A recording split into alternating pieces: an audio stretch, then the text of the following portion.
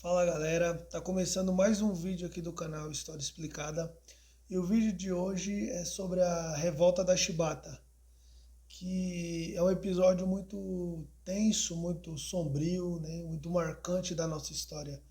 Então curte, comenta, compartilha e vamos pro vídeo.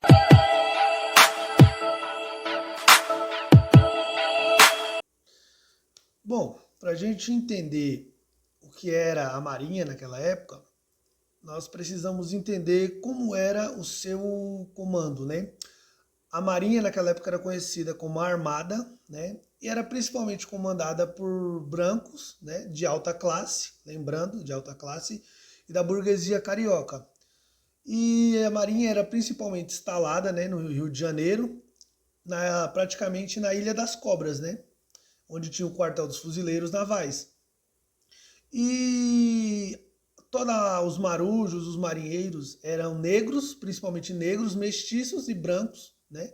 Pobres, que moravam nas favelas do Rio de Janeiro e nas periferias, né? E nos subúrbios. E a revolta era principalmente pelos maus tratos, né? Pelo baixo soldo, né? Pelo baixo salário e também pelos os castigos físicos, que hoje são proibidos, né, pela lei. Nenhuma das forças armadas nem das forças policiais podem conduzir castigos físicos, né, a nenhum de seus soldados, mas antigamente era permitido, mas o castigo físico era simplesmente para os marujos, né, para os de baixa classe, né, que temos os soldados, né, de classes, né, hoje os soldados rasos, tudo mais. E na Marinha, os principais castigos era a chibata, né, um resquício da escravidão, e a palmatória. E a revolta da chibata iniciou no dia 22 de novembro de 1910 e teve fim no dia 27 do mesmo mês, né, de 1910. E o estopim da revolta foi quando o marujo Marcelino Rodrigues Menezes foi punido por um oficial sádico, né, um oficial louco, com 250 chibatadas. Né? Ele foi amarrado no mastro central do navio e condenado, né, a 250 chibatadas e sem direito a receber o auxílio médico, né? Que naquela época era obrigado a ter o auxílio médico para quem recebesse as chibatadas. Mas a revolta veio muito antes, veio muito tempo antes. Veio desde quando o Brasil comprou 4 encouraçados, né? Que eram encouraçados São Paulo, Minas Gerais, Bahia e Deodoro. E os marinheiros foram enviados para a Inglaterra para aprender como manusear e viram a diferença dos marinheiros ingleses, como eram tratados e como não existiam os castigos físicos, e como eles eram tratados aqui no Brasil. E eles vieram, né, para o Brasil e depois dessa condenação de 250 chibatadas, os marinheiros se revoltaram e dizem que a principal inspiração da revolta da chibata foi da revolta do encouraçado Potemkin, na Rússia, né, dos soldados russos. Mas alguns dizem que tem ligação, outros que não, né? Foi um cineasta brasileiro, fez um filme, né, inspirado no encouraçado Potemkin. E os encouraçados naquela época, né, eram navios totalmente de metais, né, os pesados encouraçados, né? Hoje nós temos os maiores encouraçados, né, o encouraçado Bismarck, né? Hoje não existe mais os encouraçados, mas os encouraçados naquela época, principalmente durante a Primeira Guerra, eram muito utilizados. Eram gigantescas, né, conhecidos como os dragões do mar, né? E por incrível que pareça, a revolta se deu início no dia do presidente, no dia de posse do presidente Marechal Hermes da Fonseca.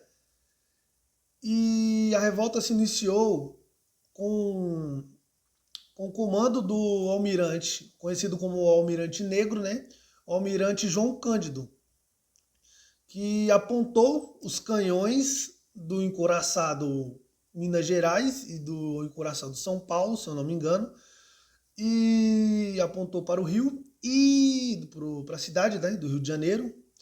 E foi um desespero total da população, porque eles não sabiam se eles realmente iam atirar ou não. Os ricos fugiram para Petrópolis e os pobres para o subúrbio. E a cidade do Rio de Janeiro ficou praticamente deserta. E um comandante francês e um repórter que estava na época, né, disse que eles se impressionaram como os marinheiros brasileiros conduziam os encouraçados, porque os encouraçados faziam voltas um entre o outro, né, sem bater em nada. Era um comando praticamente perfeito, né, brilhantemente perfeito pela Baía de Guanabara.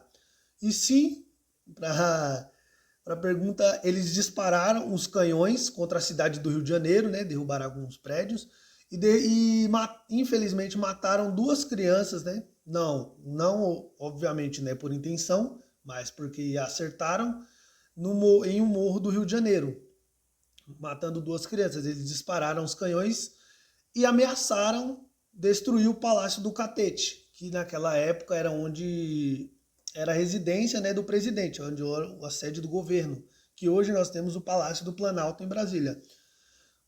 E as reivindicações, né, durante essa revolta, que nós aprendemos na escola, né, principalmente, eu estou falando mal dos professores, óbvio, que foi apenas uma greve por direitos e por fim dos castigos, mas na verdade foi muito mais, né, que era uma questão de igualdade, né, dentro da Marinha.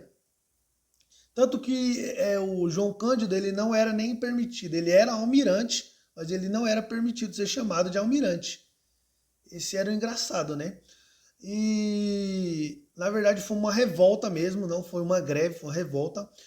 E os direitos eles pediram pelo fim dos castigos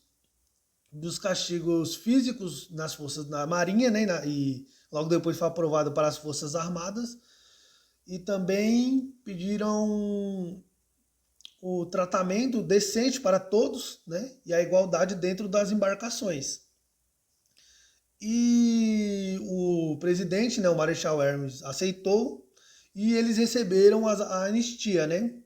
Que era praticamente um direito de não sofrer nenhuma punição quando a greve acabasse, né? Quando a revolta acabasse. E a revolta acabou no dia 27 de novembro, mas a história não acabou por aí.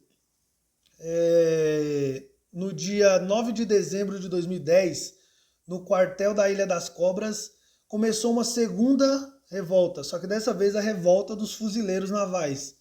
Eles se revoltavam também, principalmente pelas mesmas coisas que aconteciam nos navios.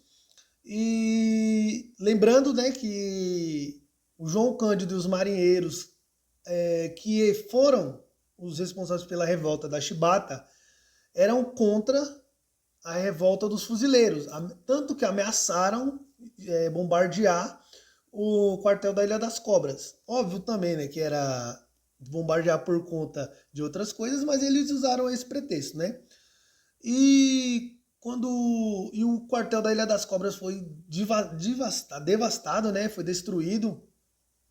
E quando acabou a, a revolta dos fuzileiros, a anistia de todos eles, né, de todos, inclusive do João Cândido e de outros marinheiros, foi suspensa temporariamente.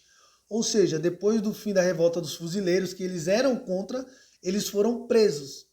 Muitos foram enviados para exílios, né, inclusive no Acre, e foram fuzilados e jogados em alto mar, muitos deles. Foram enviados bandidos, né, prostitutas, e muitas outras pessoas para o Acre, né, para o exílio no Acre, e muitos que tinham um X, né, nas roupas, digamos assim, foram fuzilados e jogados em alto mar, né, nem chegaram ao exílio. E o João Cândido e outros 17 marinheiros foram presos na Ilha das Cobras, numa solitária que cabiam 4 pessoas. Foram colocadas 18 pessoas dentro de uma solitária que cabiam 4. Só que antes, a cela, né, que eles iriam ficar tinha sido lavada com água e cal. Depois que eles foram colocados e trancados, a água evaporou e o pó do cal começou a subir. E dos 18, 16 morreram asfixiados, sobrevivendo o João Cândido e outro marinheiro. E isso foi horrível, né? Porque você pensa, uma cela onde cabe... Hoje nós vemos nos nossos presídios a superlotação, né? Numa cela onde cabe, vamos supor, 10 pessoas, entram 20, 25. Muitos vão dizer, mas é porque é isso, cometeu aquilo. Não importa, né? Como são direitos humanos, e se são direitos humanos, devem ser preservados, né? E naquela época,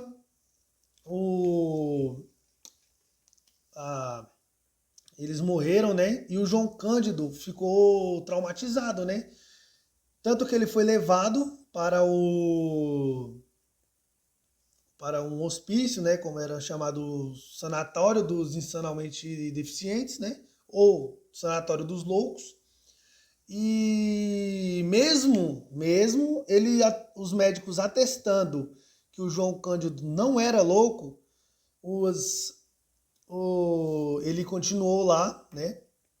E o engraçado é que eles foram libertos, a cela onde ele estava, né, para causar esse trauma todo, além da morte, foi aberta 3 dias depois, porque o comandante que estava comandando a guarnição foi passar a noite de Natal no clube naval na Avenida Rio Branco, né?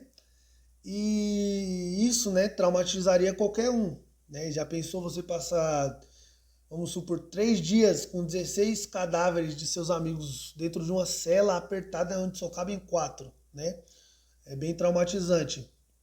E ele continuou, né, na Marinha até sair, e em 1953 ele virou pescador, né? Vivendo ali do que pescava, do que vendia.